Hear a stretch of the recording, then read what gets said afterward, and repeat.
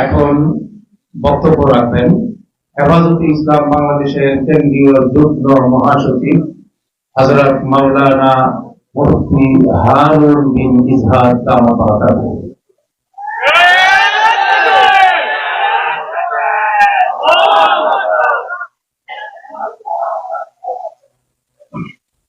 السلام عليكم ورحمة الله وبركاته. إن الحمد لله نحمده ونستعينه ونستغفره ونؤمن به ونتوكل عليه ونعوذ بالله من شرور أنفسنا ومن سيئات أعمالنا. من يهده الله فلا مضل له ومن يضلل فلا هادي له. ونشهد أن لا إله إلا الله وحده لا شريك له ونشهد أن محمدا عبده ورسوله. أما بعد. أعوذ بالله من الشيطان الرجيم. بسم الله الرحمن الرحيم. وقال الرسول يا رب إن قومي اتخذوا هذا القرآن مهجورا. صدق الله العظيم. সময় খুব সংক্ষিপ্ত। আমাদের সম্মানিত আমিরুল হক উপস্থিত রয়েছেন, উপস্থিত আছেন তরুণ প্রজন্মের আমাদের ভাইরা, উপস্থিত রয়েছেন সম্মানিত ওলামায়ে কেরাম, এবং বিশেষ করে উপস্থিত রয়েছেন আধুনিক প্রজন্ম থেকে যারা উঠে এসেছেন। তার মধ্যে উল্লেখ করতে হয় আমাদের আসিফ মাহতাব ভাই, যিনি এই সময়ের একজন ইসলামের সাংস্কৃতিক ময়দানের উল্লেখযোগ্য একজন আমাদের সহযোদ্ধা। আমি খুব সংক্ষেপে দু একটা পয়েন্ট খুব অল্প সময়ে বলে চেষ্টা করবো ইনশাআল্লাহ, যেহেতু অনেক আলোচনা হয়েছেন। আমি শিক্ষামন্ত্রীর সাথে দেখা করেছিলাম এবং সেই সময়টা ছিল যুগপৎ। বাংলাদেশ সরকার তখন নতুন করে নির্বাচিত হয়ে আসছিল, বর্তমান সরকার। আবার সাথে সাথে এটা আবার নতুন শিক্ষাবর্ষের সূচনা ছিল। তো আমি দুটো বিষয় চিন্তা করলাম, একটা হলো সরকার নতুনভাবে ক্ষমতা এসছে এবং সাথে সাথে নতুন শিক্ষাবর্ষ শুরু হয়েছে। দরকার ছিল আনুষ্ঠানিকভাবে হেফাজতে ইসলাম পক্ষ থেকে বৈঠকটা হওয়া, কিন্তু সে সময় সময়ের স্বল্পতার কারণে আমরা চট্টগ্রামে যারা ছিলাম, মহল্লা সভা নিজামপুরি হাটাতে আমাদের শিক্ষক এবং হেফাজত দায়িত্ব সহ সবাই আমরা কিন্তু হতে পারি নাই। তৎক্ষণাৎ যারা ছিল আমরা তার সাথে দেখা করেছি। বিষয়টা খুব গুরুত্বপূর্ণ। আমরা সরকারের মন বোঝার চেষ্টা করেছি।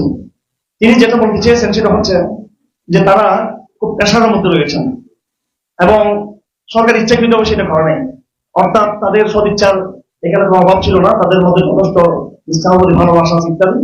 উনি প্রাইভেট অনেকগুলো কথা বলেছেন যেগুলো আমি এখানে আনতে চাই না কথাগুলো। তিনি বলতে চাচ্ছেন আমরা এমন জায়গা থেকে প্রেশারের সম্মুখীন যাদেরকে অ্যাভয়েড করা সম্ভব না, জাতীয় বা আন্তর্জাতিক। কথাগুলো তিনি খোলামেলাভাবে বলেছেন।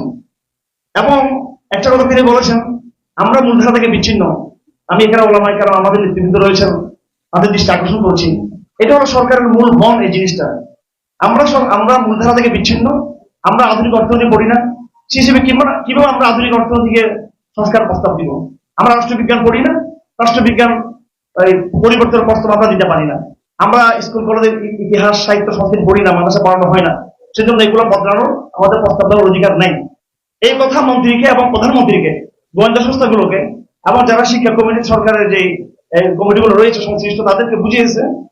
তারাই বলেছেন কিছু নাস্তিক, বিশেষ করে এনজিওরা, এমনকি আলিয়া মাদ্রাসার সাথে সংশ্লিষ্ট কিছু নেতৃবৃন্দ তাদেরকে কথা বুঝিয়েছেন যে কমিটির কোনো অধিকার নাই শিক্ষা নিয়ে কথা বলার জন্য। এই ক্ষেত্রে আমি খুব সংক্ষেপে যেটা বলতে চাই সেটা হলো, ওনাদের উদ্দেশ্যে আমি তখন মিটিংয়ে বলেছিলাম যে আপনি আমাদেরকে যেভাবে জনবিচ্ছিন্ন মনে করতেছেন সেটা ভুল কথা। কারণ যদিও আমাদের সিলেবাসে আধুনিক এই বইগুলো নেই, কিন্তু ব্যাপকভাবে আমরা ওয়াজ মাহফিলের মাধ্যমে, সেমিনারের মাধ্যমে, সিম্পোজিয়ামের মাধ্যমে আমাদের ব্যাপক গণসম্পৃক্ততা রয়েছে। এবং শিক্ষা সংস্কার যে প্রস্তাবগুলো আমরা দিয়েছি এগুলো আমাদের মোল্লাতান্ত্রিক দাবি নয়, হুজুরদের দাবি নয়, এগুলো জনগণের দাবি, শিক্ষিতদের দাবি। আমি তাকে চ্যালেঞ্জ করেছি মিটিংয়ে যে এই দেশের এই শিক্ষার যে সেকুলারাইজেশন, শিক্ষার যে ধর্মনিরপেক্ষকরণ, বড় নাস্তিককরণ, তার বিরুদ্ধে যে জাগরণ শুধু ওলামায়ে কেরামদের নয়, আমি তাকে বলেছি এবং তার মাধ্যমে তার সরকারকে বলেছি এই জাগরণ স্কুল বিশ্ববিদ্যালয় থেকে উঠে এসেছে। আমাদেরকে যেটা করতে হবে, প্রথমত হেফাজতে ইসলামকে এমন এক জাগরণ সূচনা করতে হবে প্রতিটি স্কুলে, কলেজে, বিশ্ববিদ্যালয়ে দাওয়াত তাওহীদের, মিল্লাতে ইব্রাহিমের এমন এক গর্জন শুরু করতে হবে, যার মাধ্যমে একদিন স্কুল কলেজ ছেলেরা বলবে, কলেজের ছেলেরা বলবে, বিশ্ববিদ্যালয়ের ছেলেরা বলবে, প্রিয় শিক্ষক আমরা এই সিলেবাস মানতে চাই না, আমরা নতুন এক সিলেবাস চাই, তাওহীদ ভিত্তিক সিলেবাস, যেখানে বিজ্ঞানের সাথে তাওহীদের সমন্বয় থাকবে, রাষ্ট্রবিজ্ঞানের সাথে তাওহীদের সমন্বয় থাকবে এবং অর্থনীতির সাথে তাওহীদের সমন্বয় থাকবে। এই দাবি নিয়ে যখন কলেজ বিশ্ববিদ্যালয়ের যখন জাগরণ উঠবে, তারা যখন আধুনিক শিক্ষাকে প্রত্যাখ্যান করবে, তখন টিচাররা বাধ্য হবে সরকারকে বলার জন্য যে আমরা এখন এই অবস্থায় নাই যে সেকুলার শিক্ষাকে আমরা ছেলেদেরকে পড়াবো। আমাদের দায়িত্ব হলো এখন সেই জাগরণ তৈরি করা। আমার ভাইয়েরা, একটা পয়েন্ট বলে শেষ করে দিচ্ছি। আমাদেরকে মনে করা হয় আনাড়ি, অশিক্ষিত, খ্যাত, ব্যাকডেটেড। এটা আমাদের কিছু সাংবাদিক ভাইরাও হয়তো, কিছু, আমি সবার কথা বলছি না, কিছু বুদ্ধিজীবীরা, কিছু রাজনীতিক, কিছু ব্যবসায়ী কিছু যারা সরকার দেখতে আসেন তারা এটা মনে করে থাকেন। অশিক্ষিত আমার ভাইয়েরা, একজন ব্যক্তির নাম নিতে চাই, তিনি আমাদের উস্তাদ জাস্টিস আল্লামা তাকরিস পানি। শুধু একদিনের জন্য বাংলাদেশে তাকে আনা উপস্থিত করা উচিত আমি মনে করি। তিনি ওই একদিনের কর্মশালায় দেখেই দিবেন পুরো শুধু বাংলাদেশ নয়, সমস্ত মুসলিম বিশ্বের শিক্ষা ব্যবস্থা কিভাবে ইসলামাইজেশন হতে পারে তিনি একজনই বলে দিবেন সেটা।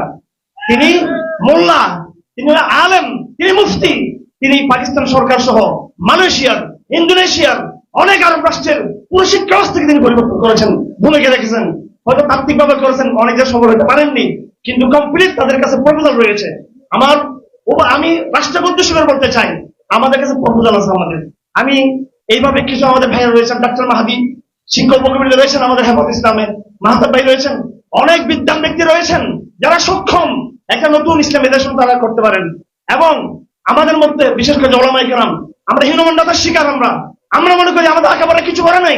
আমি মাননীয় শিক্ষামন্ত্রী যার সাথে আমার দেখা হয়েছিল, তাকে আমি বলতে চাই অবশ্যই তালিমুল ইসলামকে প্রাইমারি লেভেলে বাধ্য করতে হবে। এবং এটা আমরা ওলামায়ে কেরাম বুঝি না যে তালিমুল ইসলামটা কি কিতাব। বেশি যাওয়ার কিতাবকে ষষ্ঠ শ্রেণী থেকে দশম শ্রেণী পর্যন্ত বাধ্যতামূলক পড়াতে হবে। এটা আমি চট্টগ্রাম শহরে তালিমুল ইসলাম কিতাবটা পড়াই, ইঞ্জিনিয়ার, ডাক্তার, প্রফেসর, র্যাবের অফিসার, পুলিশ, আমি নিজে সেটা সপ্তাহে 2 দিন আমি ক্লাস করাই। এই জন্য ওলামায়ে কেরামকে প্রথমে নিজেদের আত্মমূল্যায়ন, আত্মনির্ভরশীল হওয়া, নিজেদের ঐতিহ্য সম্পর্কে, আগামী অবদান সম্পর্কে আমাদেরকে সে আত্মমূল্যায়ন থাকতে হবে। ভারতবর্ষ রাষ্ট্রপতি থানি রহমতুল্লাহ আলী সামাজিক আন্দোলনের মাধ্যমে সমস্ত নারীদেরকে প্রথম দিন শিক্ষা তিনি বিজ্ঞাপন করেছেন। এবং আধুনিক ভাইরা মনে রাখবেন, যারা বুদ্ধিজীবী রয়েছেন, সরকার যারা রয়েছেন, যারা মনে করেন আমরা খেত, আমরা অশিক্ষিত, এই কেমব্রিজ ইউনিভার্সিটি এবং এই অক্সফোর্ড, এই হার্ভার্ড বিশ্ববিদ্যালয়, প্রত্যেকটা বিশ্ববিদ্যালয়ের জন্ম হয়েছিল গির্জা থেকে। এবং মানব ইতিহাস সাক্ষী রয়েছে, পৃথিবীর ইতিহাসে এই আধুনিক শিক্ষার বয়স 200-300 বছর বেশি নয়, সেকুলার জীবন বয়স 150-200 বছর বেশি নয়। তার আগে মানব জাতি 1000 বছর পর্যন্ত হয়তো গির্জা থেকে, নয় মসজিদ থেকে, নয় পাড়াগুড়ায় থেকে, ধর্মীয় প্রতিষ্ঠান থেকে তারা শিক্ষা গ্রহণ করেছে। আমাদের পূর্বপুরুষ ধর্ম শিক্ষার মাধ্যমে শিক্ষিত হয়েছিল। আজকে আমরা এসে হঠাৎ করে আমরা এই কেমব্রিজের নাম ভাঙিয়ে আমরা কথা বলি, ঢাকা বিশ্ববিদ্যালয়কে বলি প্রাচ্যের অক্সফোর্ড, যে অক্সফোর্ড ইতিহাস ছিল এই গির্জার সাথে যুক্ত, ধর্মের সাথে যুক্ত, বাইবেলের সাথে যুক্ত, ইঞ্জিলের সাথে যুক্ত। সুতরাং আমরা যে দাবি দিচ্ছি ইসলামাইজেশনের দাবি, এটা কোনো ব্যাকডেটের দাবি না, এটা কোনো পশ্চাৎপর দাবি নয়, এটা বরং সময়ের দাবি, বৈজ্ঞানিক দাবি আর বাস্তবসম্মত দাবি। এই কথা আমাদের সকলকে বোঝাতে বিধান করুন। ওয়া আখিরু দাওয়ানা আলহামদুলিল্লাহি রাব্বিল আলামিন।